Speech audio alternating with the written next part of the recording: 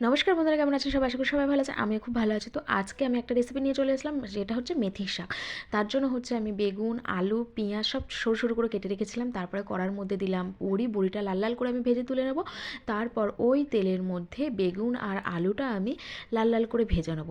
লাল লাল করে ভেজে নেওয়ার পরে তার মধ্যে হচ্ছে একটু লবণ হলুদ দেবো। লবণ হলুদ দিয়ে আবারও একইভাবে নাড়াচাড়া করে হচ্ছে ভেজে নেব। যে একটু হালকা লাল হয়ে আসবে আমি দিয়ে দেবো পেঁয়াজ কুচুনিটা দিয়ে তারপরে আমি একইভাবে নাড়াচাড়া করব। নাড়াচাড়া করার পরে আমার ধোয়া মেথির শাকটা এর মধ্যে দিয়ে দেবো, আর দেবো 5-6টা কাঁচা লঙ্কা, কারণ এটা একটু ঝাল হলে খেতে সুন্দর লাগে।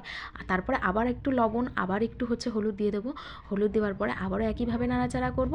নাড়াচাড়া করার পরে দেখুন কি সুন্দর রঙটা এসছে না? আমার মেথির শাক ভীষণ ভালো লাগে। তো এরমভাবে করলে একদম কিন্তু তিতিও লাগবে না। দিয়ে দেবো একটু জল, আর দিয়ে দেবো এখন শীত, কড়াইশুঁটি না দিলে কী করে হবে? তো কড়াইশুঁটি আর ওই বড়ি ভাজাটা দিয়ে দিলাম। রেডি আমাদের মেথির শাক। কেমন লাগলো কমেন্ট বক্সে কমেন্ট করে জানাবেন। টাটা।